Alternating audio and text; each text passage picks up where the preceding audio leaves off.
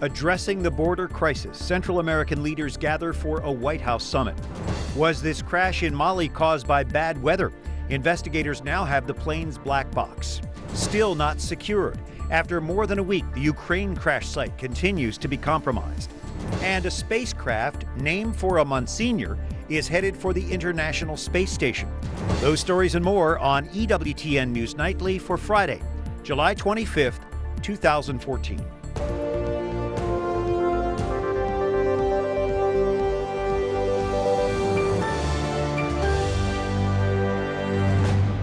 Good evening from Washington. Thanks for joining us. I'm Brian Patrick. As we look at your news now, the president calls a summit to tackle the flood of children illegally crossing the border. Our Jason Calvi has the story from the White House tonight. Brian, roughly 77% of the children crossing the border illegally come from just three countries: Guatemala, El Salvador, and Honduras. And today, the presidents of those three countries were here at the White House to meet with President Obama. They talked about keeping the kids in their home countries, improving security there, and making sure the kids don't go back to violent conditions. The executive director of the Catholic Legal Immigration Network heard similar stories as she saw firsthand how the church was helping in New Mexico. Cartels and gangs are targeting children, trying to get them to enter. There's sexual abuse of the children. The White House says it's looking at going to Honduras to figure out if kids there qualify as refugees. The country has previously done this for people in Haiti, Cuba, Vietnam, and the former Soviet Union.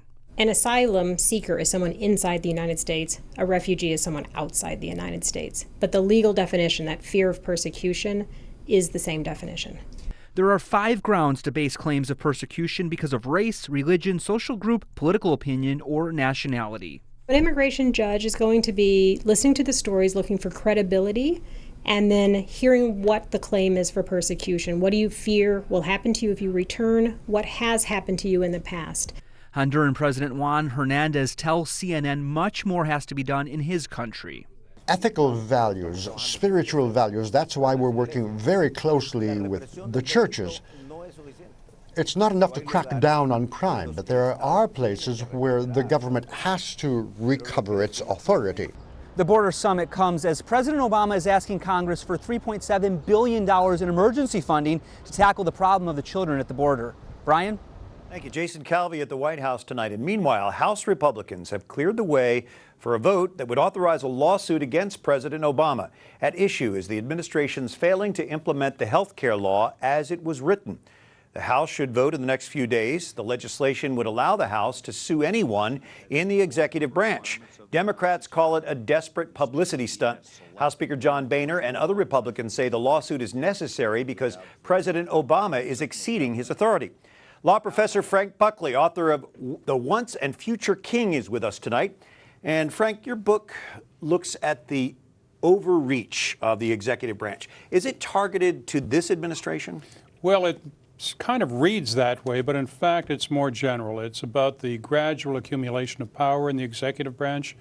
And where we've really seen it is in the last couple of years after the Republicans took the House, and we've seen the gridlock that resulted. So this goes back to even George Washington. Franklin Roosevelt had thousands of executive orders. What is so different now with what President Obama is doing to what some of the other presidents did? It's more the scope. I mean, you don't decide who really exceeds his power by counting the number of executive orders, but you tend to look at more closely the executive orders that fly in the face of Congress. One example. Congress refused to pass immigration reform about 2 or 3 years back, the DREAM Act. And so Obama largely did it by himself, roughly making law when Congress refused to act. That's remarkable. That's not what we've seen before.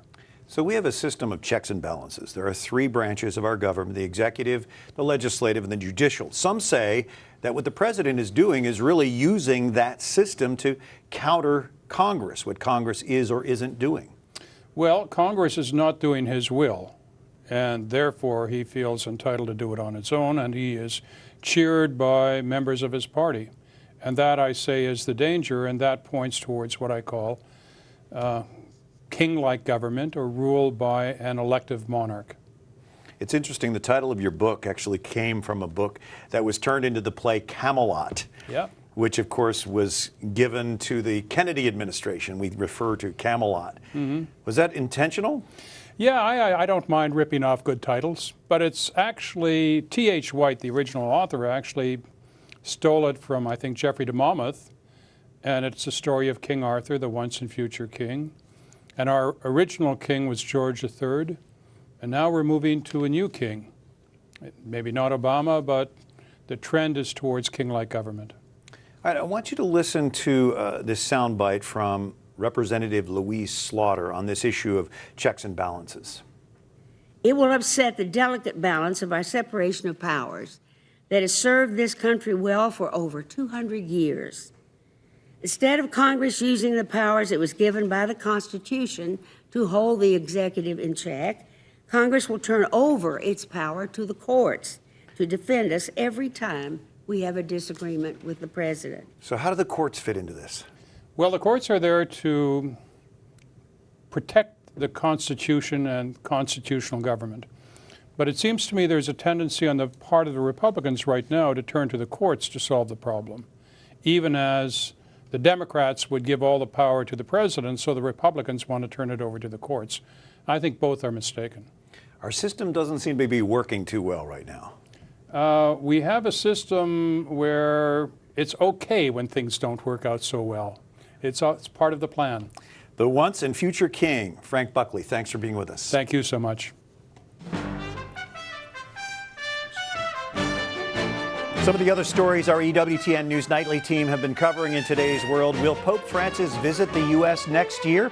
A statement from Philadelphia Archbishop Charles Chaput seemed to confirm that he will. Chaput reportedly announced yesterday the Holy Father will come to the 2015 World Meeting of Families. But today, the Archdiocese of Philadelphia backed off, saying there's no official Vatican confirmation of this. They don't expect one until 6 months prior to next summer's meeting. The Archdiocese does say Chaput's comments boost, quote, the sincere hope Pope Francis will attend. Today, the Vatican underlined the Holy Father's willingness to participate in that World Meeting of Families. We don't know yet who launched missiles that killed 15 people and injured many more at a UN shelter in Gaza, but a nearby hospital is dealing with dozens of casualties. A lot of injured people come here to go to a Shifa hospital, maybe 50 casualties and more 15 dead. Most of them are children and women. The most of cases complain or suffered from lower extremity amputation. Including this 15-year-old who lost both her legs in the shelling. Survivors of the attack moved to another UN compound, already overcrowded with displaced families. Palestinian officials are blaming Israel, but the Israeli military has raised the possibility Hamas rockets are responsible. That's a possibility that they were killed by a Hamas rocket. It's also possible, we're still checking, that it was Israeli fire. There were firefights in that location between Israeli forces and Palestinian terrorists, Hamas terrorists. We don't know yet exactly what happened in the school. What we do know is this, that Hamas had deliberately brutalized the school, deliberately exploited this as a human shield for its terrorist machine. Meanwhile, ceasefire negotiations continue in Cairo. U.S. Secretary of State John Kerry is raising hopes of a week-long pause that could begin as early as this weekend. Hundreds of Christian families who fled their homes in northern Iraq marched to UN offices, hoping to gain international attention. They were led by the Syrian Orthodox Archbishop of Mosul and the Chaldean Catholic Bishop of Erbil. The demonstrators walked from the Christian area of Erbil to the UN compound. Most of Mosul's remaining Christians fled when militant groups captured the city last month. They were told to convert, pay a tax, or face death. Christians have been targeted throughout the country by militants. Their churches have been burned and bombed, and in some cases, their clergy killed. French soldiers have recovered the black box from the Air Algiers wreckage in Mali. An investigation is underway into the cause of this tragedy. One black box has already been found. It is being brought to Gao, and it will be examined as soon as possible. It was found in a desolate region of northern Mali. Terrorism has not been ruled out, although the most likely cause of the crash is considered bad weather. All 118 people on board were killed. About half of them were French. More than 200 troops are guarding the site, waiting for French investigators to arrive tomorrow. As the search continues for more bodies from Malaysia Airlines Flight 17 in Ukraine, there are serious concerns tonight that the crash site has still not been secured. International investigators have now found the largest single piece of the plane's fuselage so far. Its impact was cushioned by the forest. Some of the windows are still intact. According to European monitors, the investigators are surprised by the sheer size of the debris field. Also, more than a week since the shootdown of Flight 17, there is still no exclusion zone surrounding the site. Not all of the remains of the 298 people on board have been recovered from the crash site. The monitors have found yet more evidence the original search effort was less than thorough. Human remains. For the second day in a row, we did spot some human remains. At this site, observers and experts closely study the front end of the cockpit. This is where emergency workers caused significant damage a few days ago, cutting into the wreckage with a high-powered saw. It's also where the metal debris is clearly punctured. Possible signs of shrapnel damage from a mid-air explosion. More evidence that the plane was shot down from the sky by a missile most likely fired by pro-Russian rebels. After the downing of Malaysia Flight 17, some are now calling for anti-missile systems on commercial airliners. One possible countermeasure, according to experts, could be fired from the commercial plane in a canister. The canister would burst open, sending out chaff or metal confetti. Reflective aluminum particles that create a cloud that's much larger than the aircraft. And this cloud distracts the missile because the radar cross-section of the cloud is much bigger than that of the aircraft. And so the missile is thrown off target. But experts say it's only for a few seconds before the missile could lock back onto the aircraft. So the pilot would have to make very extreme maneuvers. That could be dangerous for the passengers. Also, installing and maintaining the systems would be difficult and expensive, estimated at around $1 million per aircraft. Virginia Governor Terry McAuliffe says it's a blessing more people didn't die when a tornado tore through a popular Chesapeake Bay campground this week. 2 people were killed, dozens of others were injured. McAuliffe toured the campground today where the cleanup continues. Coming up, you could say Pope Paul VI was prophetic with his encyclical Humanae Vitae 46 years ago. With contraception now the norm, tonight a Catholic approach to family planning naturally.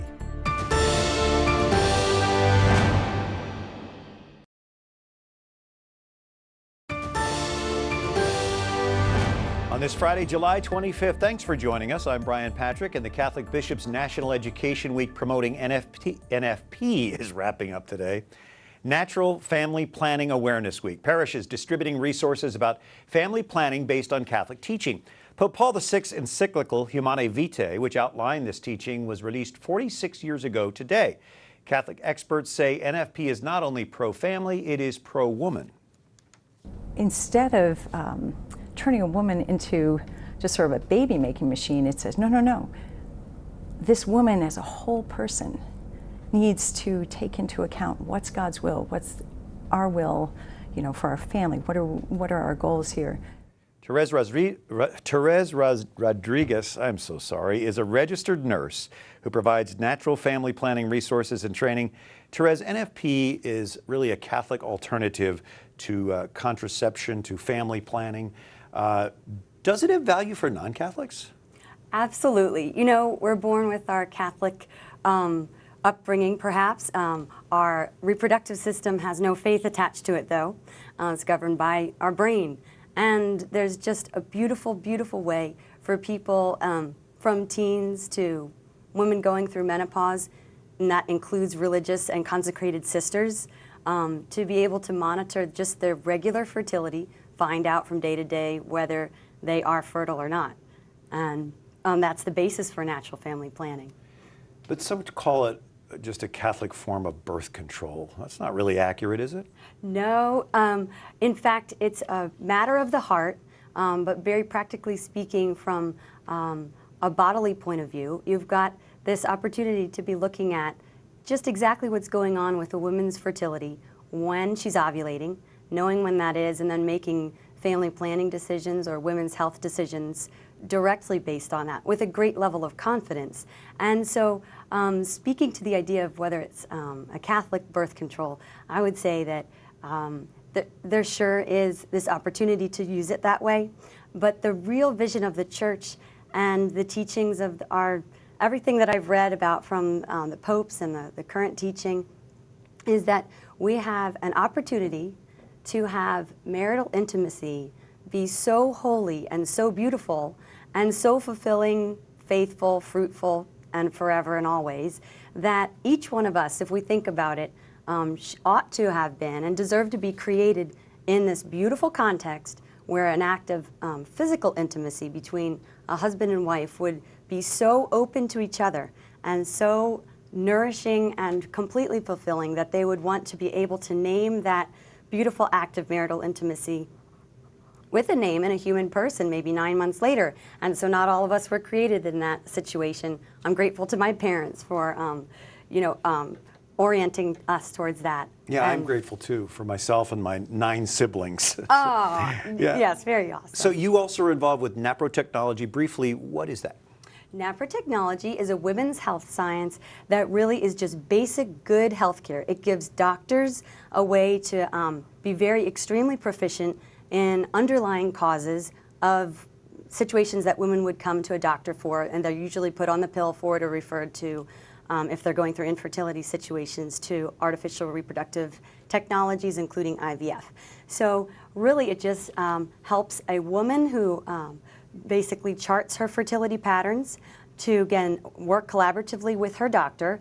Naprotechnology doctors who are officially trained as medical consultants create less of a conversation. They'll know exactly what to attend to, but a woman could take her fertility signs that she's charted to her own doctor and kind of weave into the situation great naprotechnology principles. Very quickly, let's give some resources for people. Okay, great. Fertilitycare.org is a great way to look for specially trained fertility care practitioners like myself who would train people in how to find their fertility signs, and then collaborative doctors in the same place. Find a medical consultant, fertilitycare.org, or a fertility care practitioner. Or your local diocese. I should absolutely uplift that too. Therese Rodriguez, thanks for joining us tonight. Thank you. Thank you. Well, dozens of kids die from heat stroke every year after being locked in a hot car. The Where's Baby Look Before You Look campaign is designed to save these young lives. Never, never leave your child alone in a car, period. Never. We encourage you to put something in the back seat to remind yourself that you have a child in the back. It could be a purse, it could be a phone. That's actually particularly good because you shouldn't have a phone in the cockpit anyway. A stuffed animal, anything that will work for you. A child locked in a hot vehicle could die in minutes. 14 such deaths have been reported so far this year. Well, did you know, or do you know, your numbers? Even though this world is filled with digits, doctors say there are 4 important numbers we can't forget. We should know our blood pressure, cholesterol, weight, and blood sugar levels. Those blood sugar numbers can let you know if you may be pre-diabetic. Diabetes is a major risk factor also for the development of heart disease and other forms of vascular disease and kidney disease. Physicians say if you memorize these numbers, you can live a healthier lifestyle.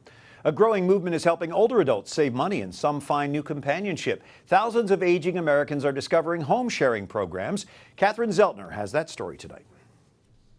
Marcia Rosenfeld and Caroline Allen share an apartment in Brooklyn. On the surface, that's not too unusual, but this relationship is unique. It's business, it's companionship, we get along, basically. Rosenfeld and Allen are among the growing number of older adults taking part in what's called home sharing. It may be for companionship, it may be for financial reasons, it may be a service exchange where one person needs help and another person wants to provide help. The idea isn't new, but it is becoming more popular due to the rising cost of living single. She has a private home. Social workers handle the background checks and try to match housemates based on things like smoking, pets, and disposable income. When a match is made, the new roommates sign an agreement, spelling out house rules like chores and other expectations. The guest understands that they have no rights to the apartment or to the home if something happens to the host, and they also, within a certain number of agreed upon days, with appropriate notice, that the guests will leave. For older adults who don't want to give up living in their homes or who don't want to live alone, this just might be the answer they're looking for. As for Rosenfeld and Allen, Then I trust her. I do trust her, and you gotta have that trust. If you don't have that, and I do trust her. She might think I don't, but I do. And like in any successful relationship, trust is what makes it work. Catherine Zeltner, EWTN News Nightly. Up next, faith and science join forces. A rocket launch honors a Catholic priest. And lunch at the canteen. Surprise, Pope Francis drops into a Vatican staff lunchroom.